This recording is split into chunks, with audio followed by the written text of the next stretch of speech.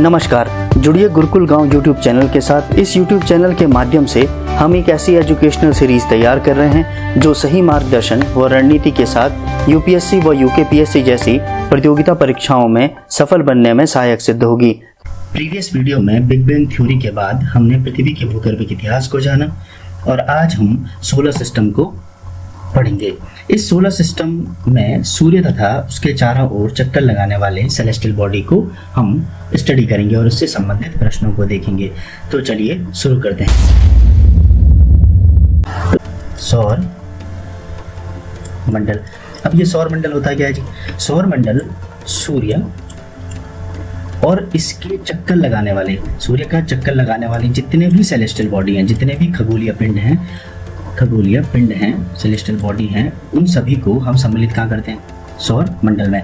इस celestial body में हमने ये फर्स्ट वीडियो में जाना है सोलर सिस्टम के, ये सेलेस्टियल बॉडी होती क्या है। इस सेलेस्टियल बॉडी में हम 8 ग्रहों को शामिल करते हैं, पृथ्वी सहित 8 प्लेनेट को शामिल करते हैं। हम एस्ट्रॉइड, क्षुद्र ग्रहों को शामिल करते हैं, क्षुद्र ग्रह एस्ट्रॉइड्स को शामिल करते हैं। हम धूमकेतु, कमेट्स को शामिल करते हैं और हम मिटियोर, उल्काओं को शामिल करते हैं। तो हम सौर मंडल में शामिल करते हैं सूर्य तथा उसके चक्कर लगाने वाले सेलेस्टियल बॉडी को। हम सभी को पता है भाई कि जो सूर्य है और उसका चक्कर लगा रहे हैं क्या, ये 8 ग्रह, एस्ट्रॉइड और कमेट। इसमें हम ये देख सकते हैं कि ग्रह, और इनको कितने भागों में विभाजित कर रहे हैं? 2 भागों में।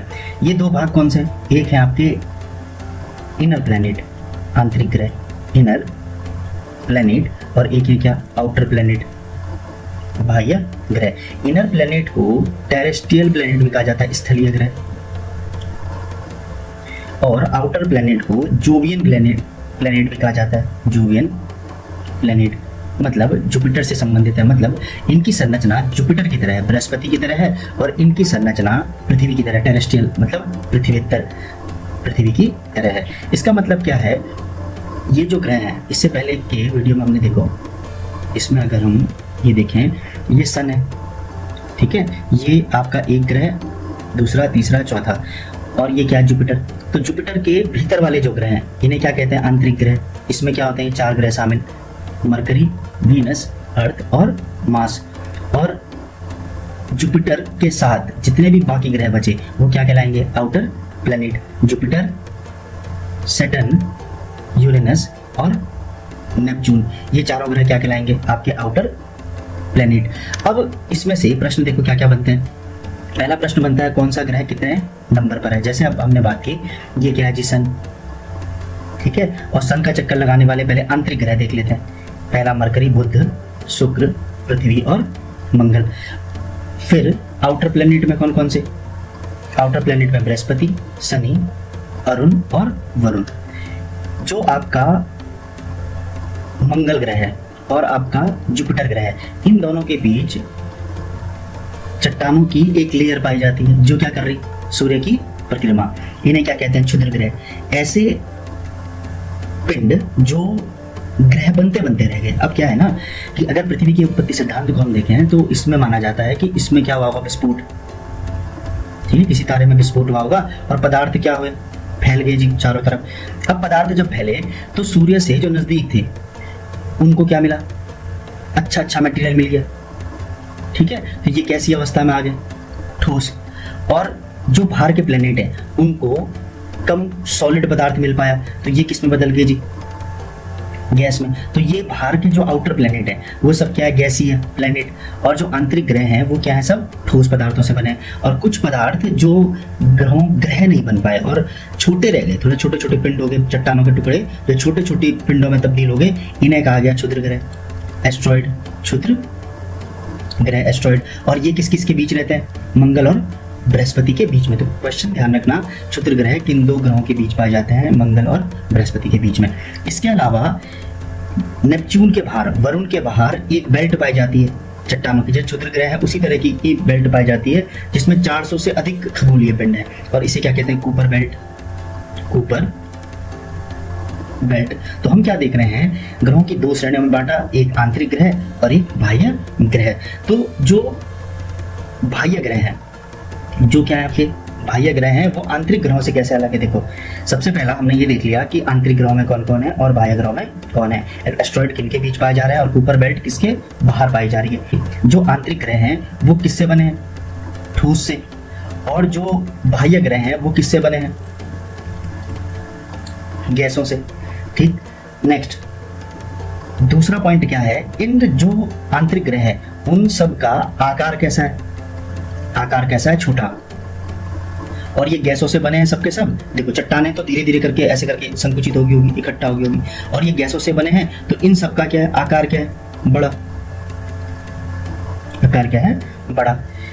इनका आकार छोटा है लेकिन इनकी जो डेंसिटी है, मतलब एक तरीके से वेट, भारीपन है ना, जो डेंसिटी है वो ग्राम प्रति क्यूबिक सेंटीमीटर में, आप उसका फॉर्मूला होता है, मात्रक है, यूनिट है घनत्व का। तो जो इसका घनत्व है वो घनत्व क्या है, बाह्य ग्रहों की तुलना में क्या है, अधिक, और जो इनका क्या होगा, कम, क्योंकि ये किससे बने, गैसों से, और ये किससे बने, ठोस से। तो आंतरिक ग्रहों का घनत्व अधिक और बाह्य ग्रहों का घनत्व क्या होता है, कम होता है। तीसरा पॉइंट, जो आंतरिक ग्रह हैं इन सब का रोटेशन, रोटेशन क्या है, स्लो, कम है, जबकि रेवोल्यूशन, रेवोल्यूशन क्या है, फास्ट। इसका मतलब क्या, देखो इसका मतलब क्या है, इनका जो रेवोल्यूशन फास्ट है, रेवोल्यूशन माने जैसे सूर्य है, सन है, तो सन के चारों ओर ग्रह जब चक्कर लगाते हैं इसे क्या कहते हैं, रेवोल्यूशन, परिभ्रमण, रेवोल्यूशन। तो इन सब का क्या रेवोल्यूशन फास्ट है। जैसे अगर हम मरकरी की बात करें तो ये 88 दिनों में क्या कर देता है, सूर्य की एक परिक्रमा पूरा कर देता है। जबकि वहीं बाह्य ग्रह की बात करें, जुपिटर को 12 वर्ष लग जाते हैं, 12 वर्ष माने एक वर्ष में 365 दिन, 12 वर्ष लग जाते हैं। तो जो बाह्य ग्रह हैं उनका जो रेवोल्यूशन है, जो सूर्य के चारों ओर परिक्रमा करने का समय है वो क्या है, ज्यादा, जबकि रोटेशन टाइम क्या है इनका, कम है। जैसे जुपिटर की अगर हम बात करें ये 9.8 घंटे में रोटेशन कर देता है, और अगर हम अर्थ की बात करें, पृथ्वी की, तो ये कितना लगा रहा, 24 घंटे में रोटेशन। रोटेशन का मतलब क्या, अपने एक्सिस पर घूमना, अपने एक्सिस पर घूमना, ये रोटेशन, घूर्णन। और सूर्य के चारों ओर घूमेंगे तो क्या बोलेंगे, रेवोल्यूशन। तो हमने अभी क्या देखा कि इनका आकार छोटा होता है और इनका आकार क्या होता है, बड़ा होता है। इनका रोटेशन स्लो, इनका रोटेशन क्या होता है, अधिक होता है, रोटेशन अधिक। चौथा पॉइंट क्या है, इनमें रिंग नहीं पाई जाती। रिंग माने जो, जैसे कोई ग्रह है इसके चारों ओर इस तरह का वलय, इस तरह की रिंग नहीं पाई जाती किसमें, आंतरिक में। जबकि तुम बाह्य ग्रहों की बात करेंगे तो गैस के छल्ले हैं ना चारों तरफ ऐसे, तो ये क्या होती है, इनमें रिंग पाई जाती है। तो हमने क्या देखा, जो आपके बाह्य ग्रह हैं और आंतरिक ग्रह हैं उन दोनों में क्या देखा हमने, डिफरेंस देखा। अगर ग्रहों को अवरोही क्रम में बांटा गया, डिसेंडिंग ऑर्डर में, अवरोही क्रम में बांटा गया, कैसे, आकार के आधार पर, मतलब इधर क्या करा हमने, आकार के आधार पर, और इधर घनत्व के आधार पर। तो अवरोही माने डिसेंडिंग का मतलब हो गया आपका, डिसेंडिंग का मतलब हो गया बड़े से और छोटे की तरफ, मतलब पहले सबसे बड़ा और फिर धीरे धीरे करके क्या, छोटा, मतलब घटते हुए क्रम में। और आकार देखेंगे तो जुपिटर का क्या है आकार, सबसे बड़ा, फिर किसका नंबर है, सैटर्न का, फिर किसका नंबर है, यूरेनस का, फिर किसका नंबर है, नेपच्यून का, और सबसे छोटा आकार में कौन है, बुध, मरकरी। तो यहाँ पर हम क्या सीख रहे हैं कि अभी हमने बात की, ये जो बाह्य ग्रह हैं वो किससे बने होते हैं, गैसों से, इसलिए इनका आकार क्या होता है, बड़ा, इसलिए जुपिटर का आकार क्या है, सबसे बड़ा। वहीं अगर हम घनत्व की बात करें, घनत्व मरकरी और अर्थ का लगभग सेम है, 5.5 ग्राम पर क्यूबिक सेंटीमीटर। ठीक है, फिर किसका नंबर आता है, इसका, शुक्र का, और फिर किसका नंबर आता है, मंगल का, और लास्ट में किसका नंबर आएगा, आपका सैटर्न, शनि का। तो शनि का घनत्व 1 से भी कम है, और 1 से कम, 1 किसका होता है, जल का। तो 1 से कम होने के कारण ये क्या है, पानी में तैर सकता है, फ्लोट कर सकता है, किसमें, पानी में तैर सकता है। कौन, शनि तैर सकता है। हमने देखा सौरमंडल, सूर्य और उनके चारों ओर चक्कर लगाने वाले ग्रह। उसके बाद कुछ थोड़े बहुत प्रश्न, जैसे देखो, जो सभी ग्रह हैं उनका जो रोटेशन है, घूर्णन है, जो रोटेशन है वो कैसा है, पश्चिम से पूर्व, पश्चिम से पूर्व की दिशा में, पश्चिम, चाहे वो अर्थ लगा लो, है ना, पश्चिम से पूर्व। और सूर्य कहाँ उगता है, पूरब में, और डूबता कहाँ है? ईस्ट में। इसलिए इस अर्थ से हमें सूर्य कहाँ दिखाई देता है? उगते हुए कहाँ? आपका पूरब में। क्यों? क्योंकि जो अर्थ रोटेशन है वो कहाँ है? पश्चिम से पूर्व की तरफ। जैसे ही हमने उदाहरण दिया कि अगर हम नॉर्थ की तरफ जा रहे हैं तो कोई पेड़ स्थिर है, तो ये हमें कहाँ दिखाई देगा कि जी साउथ की तरफ जा रहा है। ऐसे ही यहाँ पे समझो। लेकिन जो यूरेनस है और वीनस है वो कहाँ चलते हैं? उनका जो रोटेशन है वो कैसा है? रोटेशन मैंने घूर्णन, अपने एक्सिस पर घूमना। वो कैसे घूमते हैं? पूर्व से और पश्चिम की तरफ। और इसीलिए हमें सूर्य उदय कहाँ होते दिखाई? इन दोनों में, वेस्ट में। तो सफलता की दौड़ में उसी का जोर चल गया, बनाकर रास्ता जो भीड़ से निकल गया। तो इन्हीं बातों के साथ तैयारी के इस सफर को जारी रखने के लिए इस चैनल को सब्सक्राइब करें, वो बेल आइकन दबाना ना भूलें। धन्यवाद।